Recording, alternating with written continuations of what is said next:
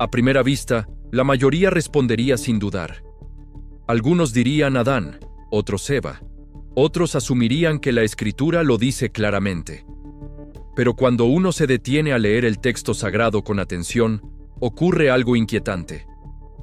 La Biblia nos dice con precisión cuántos años vivió Adán, cómo fue su vida, y hasta el momento exacto de su muerte. Sin embargo, guarda un silencio absoluto sobre la muerte de Eva. No dice cuándo murió. No dice cómo murió. Ni siquiera menciona que haya muerto. Y ese silencio no es casual. En la Biblia, cuando Dios calla, no es porque falte información, sino porque hay un mensaje más profundo escondido. Para comprender este misterio, debemos volver al origen, al comienzo de todo. Génesis nos presenta a Adán como el primer hombre, formado del polvo de la tierra, animado por el soplo de Dios. No fue creado de manera simbólica o poética, sino con una identidad clara, polvo vivificado por Dios. Adán no es solo el primer hombre, es también el representante de toda la humanidad. En él, la creación alcanza su punto culminante. Pero Dios declara algo sorprendente. No es bueno que el hombre esté solo. Y de ese juicio divino nace Eva, formada no del polvo, sino del costado de Adán. Carne de su carne, hueso de sus huesos. Eva nace en comunión, no en soledad. Nace del hombre, pero no como inferior, sino como complemento. En el jardín, ambos vivían en estado de gracia. No había muerte, no había enfermedad, no había separación entre Dios y el hombre. Dios caminaba con ellos. No necesitaban templos, ni sacrificios, ni mediadores. La relación era directa, íntima, transparente. Pero esa comunión tenía una condición: la obediencia.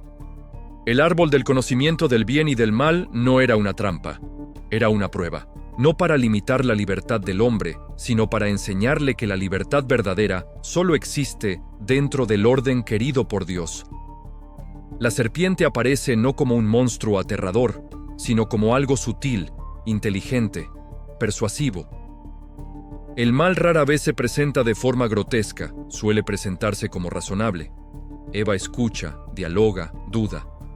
Y en ese momento ocurre el quiebre. Eva come, Adán consiente. No hay resistencia, no hay oración, no hay clamor a Dios. Solo silencio. Y ese silencio de Adán es tan grave como el acto de Eva. Porque Adán, cabeza de la humanidad, eligió no proteger, no corregir, no obedecer. Con ese acto, entra la muerte al mundo. No de inmediato en lo físico, pero sí de manera real en lo espiritual. La gracia se pierde. La comunión se rompe. El hombre se esconde, Dios busca. ¿Dónde estás? No es una pregunta geográfica, es una pregunta espiritual. ¿En qué lugar interior te encontrás ahora? Y aquí comienza algo decisivo. Dios pronuncia las consecuencias del pecado, pero también, en medio del juicio, pronuncia una promesa.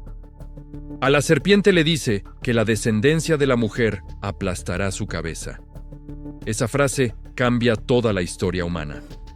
En el mismo momento de la caída, Dios anuncia la redención. Y esa redención no vendrá de Adán, sino de la descendencia de la mujer. Eva queda vinculada para siempre a la esperanza. Aún caída, aún herida, aún responsable, es llamada madre de todos los vivientes. Adán, en cambio, recibe una sentencia directa. Polvo eres y al polvo volverás. La muerte física queda explícitamente asociada a él.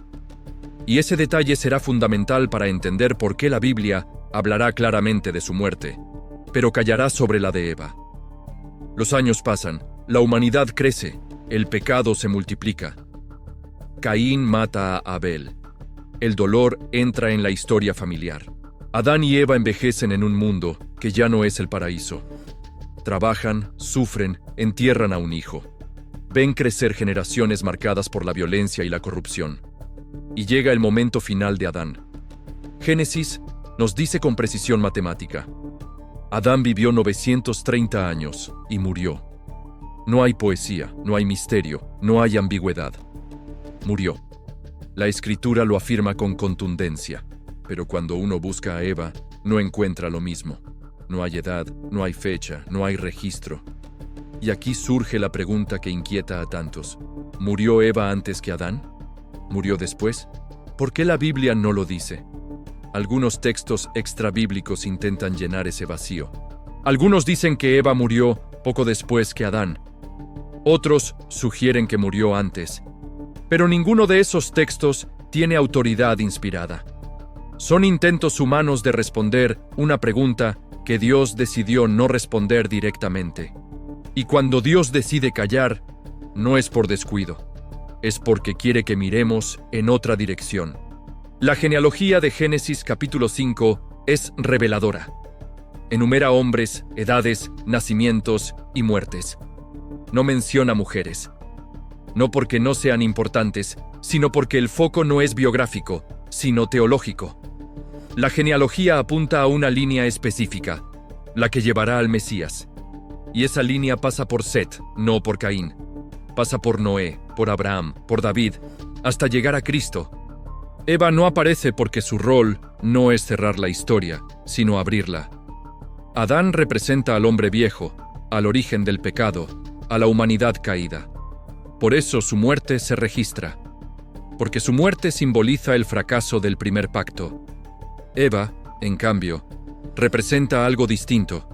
Representa el vientre del que nacerá la esperanza. La promesa no se asocia a su muerte, sino a su descendencia. Ella no es recordada por su final, sino por lo que viene después de ella. Esto no significa que Eva no haya muerto. La fe cristiana enseña claramente que todos los seres humanos mueren a causa del pecado original, pero el silencio sobre su muerte tiene un sentido pedagógico. Eva queda ligada a la promesa, a la vida que vencerá a la muerte, a la mujer de la que nacerá Cristo. En la teología cristiana, Adán es figura de Cristo en negativo. Por un hombre entró la muerte. Por un hombre entrará la vida. Cristo es el nuevo Adán. Pero Eva también tiene una figura que se proyecta hacia el Nuevo Testamento. Ella es figura de María. Si Eva, al escuchar a la serpiente, coopera con la caída, María, al escuchar al ángel, coopera con la redención. Eva es madre de los vivientes, según la carne. María es madre de los vivientes, según la gracia. Por eso, mientras la Biblia nos dice claramente cuándo murió Adán, guarda silencio sobre Eva. Porque Eva no apunta al final, apunta al comienzo. No apunta a la muerte, apunta a la vida. No apunta al castigo, apunta a la promesa. Este misterio no fue dejado para satisfacer curiosidades históricas. Fue dejado para interpelar nuestra vida espiritual. Porque cada uno de nosotros vive entre Adán y Eva, entre el hombre viejo que muere por el pecado y la promesa de vida que nace de la gracia. La pregunta real no es quién murió primero, la pregunta es, ¿en quién estás viviendo vos? ¿En Adán, el hombre viejo, esclavo del pecado que vuelve al polvo? ¿O en la promesa nacida de la mujer, que culmina en Cristo y que conduce a la vida eterna? La Escritura no nos llama a obsesionarnos con cronologías, sino a prepararnos para la eternidad. Porque así como Adán murió, vos y yo también vamos a morir. Y así como Eva está asociada a la promesa de redención, también nosotros estamos llamados a vivir en gracia, a no morir espiritualmente antes de morir físicamente. La muerte de Adán está escrita.